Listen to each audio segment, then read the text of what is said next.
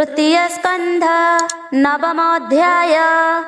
नवमे इछि लोक सृष्टि स्तुति करिले परमेष्ठि। ब्रह्मा उवाच भोनाथ तोर गति मुहि जानिली बहु काल ध्यायी। जे जीव तोर मायावर्ती काहू जानिब तोर गति। दृश्य दृश्य तोर भाव एघेनी तोते के जानिब। मायार परे तोर बास नित्य निरंजन प्रकाश। तो गति तू ही परिमाणु तो बिना आन नाही जेणु। सदनुग्रहे बनमाळी तू नाथ माया संगे मिली। तोर ए रूप नारायण सत अवतार कारण। तो नाभि कमल मुजात स्वभावे अविकार तत्व। तो रूप देखिली लोचने ए लाभू लाभ नाही अने। आनंद रूप तो शरीर अविध तेज रूप तोर। तू विश्व सृष्टि मूल एक तो तहु प्रकाश अनेक। भूत इंद्रिय आत्मा तू ही तो पादे आश्रय कली मोही। तुझे संसार आदि मूल तो रूप भुवन मंगल। धारणा ध्याने मन देई प्राणी तरंती जहा ध्यायी। तो भावे भवतम हरई पुरुष उत्तम। श्री वासुदेव नमस्तुते मन वचन ज्ञान मते। जे तोते अनादर करे नरक मार्गे से संचरे। अनित्य संगे तार बास तो भावे हंती से निराश। तो पाद पद्म गंध जार आघ्राण करे नासा द्वार। श्रुति जुगले नाम शुणे जे अबा जिह्वा अग्रे गुणे। परम भक्ति जोग बळे जेन में तो पाद कमळे। ता हृद पद्म मध्य थाऊ केबे हे केणी की न जाऊ। ए भव भय धन मोह सुहृद शोक बंधु स्नेह। संतति जाया जाति कुल ए सर्व आपदर मूल। जाबत तो पाद कमळे जे प्राणी न रहे निश्चले। से काहीं भय तरिब जेबे न जाने तोर भाव। ए भव भय तेबे नासे तो संगा संगे जेबे मिसे। ता छाड़ी इंद्रिय लालसे क्षणिक सुख लेस आसे। जत्न करंती अविरते तो माया तरिबे के मनते। क्षुधा पिपासा मार्गे भ्रमी आशा बंधने पथ श्रमी। शीतत पतिबात वृष्टि एणे भ्रमंती प्राणी फुटी। दुर्जय कामानल दहे केबे हे तो पादे न रहे। ए दुख देखी मोर मन भय कंपई भगवान। जाबत ए माया गहने मन कल्पई भिने भिने। इंद्रिय अर्थे नित्य जड़े घोर संकट दुखे पड़े। ताबत संसार न टूटे संचरी पुणी पुणी फूटे। ए लोक व्यर्थ क्रिया अर्थे पुणी भ्रमंती सृष्टि पथे। दुख समुद्रे पुणी भासे যত্ন ন করে সুখলে সে দিবসে নানা আশ্রা করি সর্ব বিষয় চিত্তে ভরি রাত্রে নিদ্রিত হই যেবে স্বপ্নে কল্পিত নানা ভাবে ভ্রমই মুনিঙ্কর মন তো মায়া বলে ভগবান এণু তো প্রসঙ্গে বিমুখ यह संसारे लभे दुख श्रवण तो नाम जाहार तू पुणी ताहार गोचर तो भक्ति भावे जे भावित तारुद पद्मे तू उदित सकल जीवे तो विहार तू पुणी तोते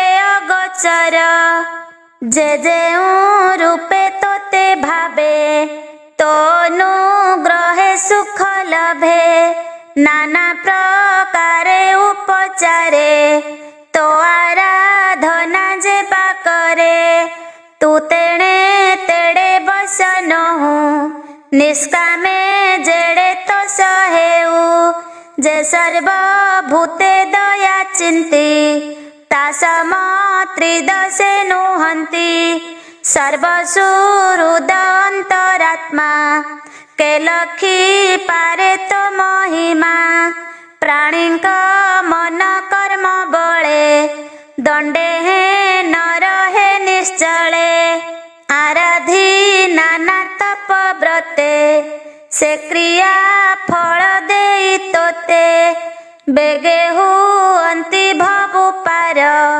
नोहिले भ्रमन्ति संसार तोर स्वरूप नित्य चिंती ए मोह भेदु निस्तरन्ति विश्व उत्पत्ति स्थिति नाश तो माया लीला रूप प्रकाश एमंत महिमा तोहर भो देव तोते नमस्कार तो तार गुण कर्म से अनुरूपे जेबा नाम मरणे गुणन्ति जे मुखे बेगे तरन्ति महासुखे अनेक जन्म पाप भ्रांति निर्भये बेगे से तरन्ति अमृत लभिया प्रमादे सुखे पसन्ति मोक्ष पदे एमंत प्रभु पाद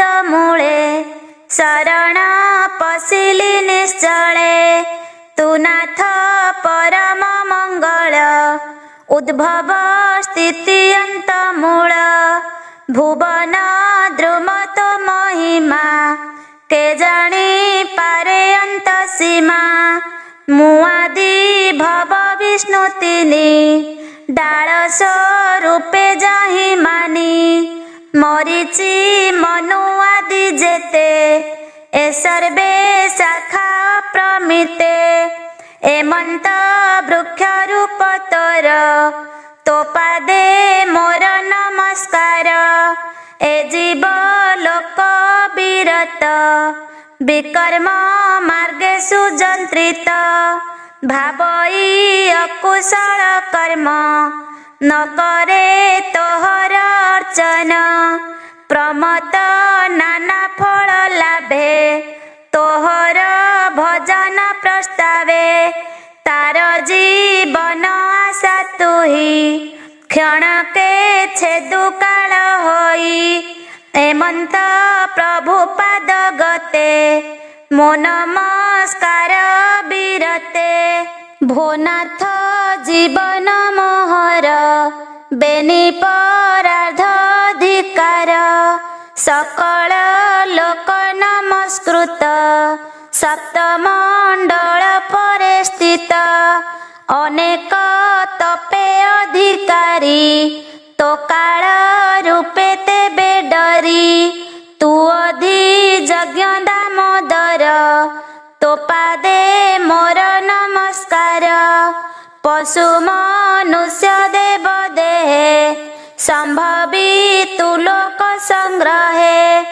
इच्छा रे करू नाना कर्म नमस्ते पुरुष उत्तम अविद्या निद्रार कारण तू नहु ताहार अधीन तथापि निद्रा गला परी लोक संसार पेटे भरी जीवंकु देवाकु विश्राम प्रलय जले तो शयन त्रिलोक उपकार सधे मो जन्म तोर नाभि पद्मे ए जोग निद्रा अवसान विकास नलिन नयन जयतु प्रभु भगवान अशेष जंतुंक जीवन तोर आदेश शिरे धरी मुए संसारे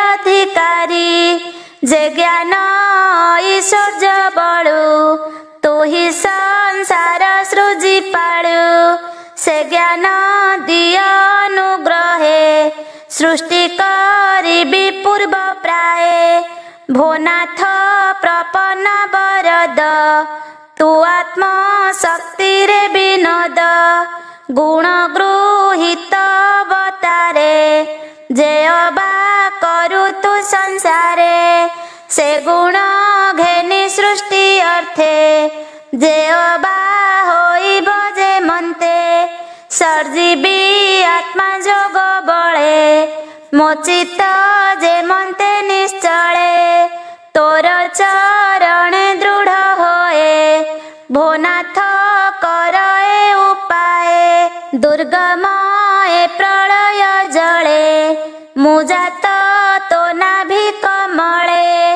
अनंत शक्ति तू बोलाऊ विज्ञान शक्ति तोर तहु लभी सर्जीबी शयल भोनाथ एमंत तू कर सर्जो विचित्र विश्वरूप मो ब्रह्म तेज नहु लोप अशेष करुणा सागर भोनाथ महिमा तोहर रंग धरे मंद हास देखाई मोर मन तोष ए विश्व संसार कुशले मुजेणु अछि महाजले सृष्टि कल्पना चिंता अर्थे मुहि भाळई अविरते तूठी मधुर वचने चिंता निबार मोर मने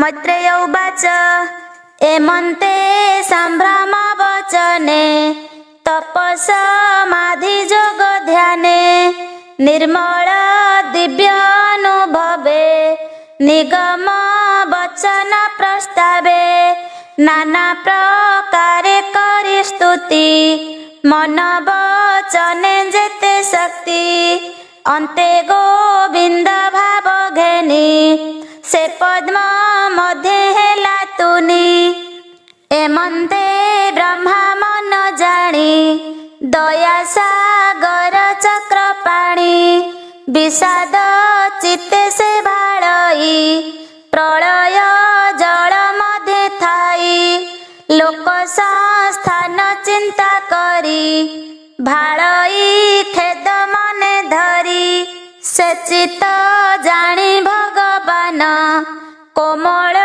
गभीर वचन ब्रह्मार खेद मोह हरि कहन्ति प्रभु दयितारी श्री भगवान उवाच हे वेद गर्भ ब्रह्मा देख बेगे तू छाड़ मन दुख तुझे कल्पिते मागु जाहा आगे मु करिअछि ताहा तू एबे तपे कर आशा मो विद्या बल तो भरसा ए तप विद्या बेनी बळे सृष्टि तू कर महाजळे समाधि जोगे भक्ति कर ए जेते भविष्य संसार सर्व देखिबु मोर देहे मोते देखिबु सर्वमये मु बसे सर्व प्राणी मने।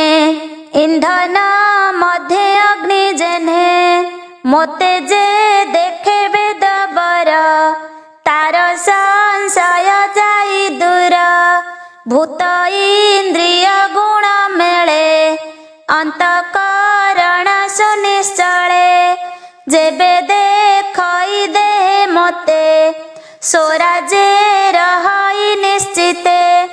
କର୍ମ ବିସ୍ତାରେ ନାନା ମତେ ଏ ସୃଷ୍ଟି ସର୍ଜିବୁ ଯେ ମନ୍ତେ। ମୋ ଅନୁଗ୍ରହେ ତୋର ମନ କେବେ ହେ ନହି ବଟି ଛନ। ତୁ ଯେବେ ମୋର ଦେହେ ମନ ଦେଇ ସର୍ଜିବୁ ପ୍ରଜାଜନ। ଏର ଗୁଣେ ଯେତେ ଭାବ କେବେ ହେ ତୋତେ ନ ଲାଗିବ। ପ୍ରାଣୀ କି ଦୁର୍ଲଭ ଯୁକତେ ତୁ ଯେ ଜାଣିଲୁ ଏବେ ମୋତେ। ଭୂତ ଇନ୍ଦ୍ରିୟ ଗଣ ଗ୍ରସ୍ତେ କେହେ ଜି ସମ୍ପାଦିବ ମୋତେ। ତୁ ଯେ ସଂଶୟ ଚିତ୍ତେ ବହି କମଳ ନାଳ ମଧ୍ୟେ ଯାଇ ତାହାର ମୂଳ ଇଚ୍ଛା କଲୁ। ଅନେକ କାଳ ତୁ ଭ୍ରମିଲୁ। ଦୟା ବସିଲା ମୋର ଚିତ୍ତେ ବାହାରେ ଦେଖାଇଲି ତୋତେ। ତୁ ଯେବେ କଲୁ ମୋତେ ସ୍ତୁତି କହଇ ଶୁଣ ବେଦପତି। ଯେ ତପ ନିଷ୍ଠା ତୋର ଦେହେ ଲଭିଲୁ ମୋର ଅନୁଗ୍ରହେ। ସୁପ୍ରୀତ ହୋଇଲି ମୁଁ ତୋତେ କଲ୍ୟାଣ ଲଭ ତୁ ଜଗତେ। ଲୋକ ମଙ୍ଗଳ ଅର୍ଥେ ତୋର ମହିମା ବର୍ଣ୍ଣିଲୁ ମୋହର। ଏ ସ୍ତୋତ୍ରେ ମୋତେ ଯେ ଭଜିବ ସଂସାର ଭୟରୁ ତରିବ। ମୁଁ ବର ଦାତା ଭଗବାନ ତାହାକୁ ହୁଅଇ ପ୍ରସନ୍ନ। ସମାଧି ତପ ଯଜ୍ଞ ମତେ ଜ୍ଞାନ ବୈରାଗ୍ୟ ଇଷ୍ଟା ପୂର୍ତ୍ତେ। ମୋରେ ନିଶ୍ଚଳ ପ୍ରୀତି ଭାବ ଏ ସର୍ବ କର୍ମ ଫଳ ଲାଭ। ମୁଁ ଆତ୍ମା ଜଗତ ଜୀବର ସଂଶୟ ଚିତ୍ତେ ଅଗୋଚର। ଏଣୁ ଯେ ମୋ ବିଷୟ ଭଜେ ସ୍ୱଭାବେ ସର୍ବ ମାୟା ତେଜେ। ମାୟାରେ ଆତ୍ମା ବୁଦ୍ଧି ଧର ପୂର୍ବର ପ୍ରାୟ ସୃଷ୍ଟି କର। ସକଳ ବେଦ ଭାବେ କରି ମୋହର ଭାବ ହୃଦେ ଧରି।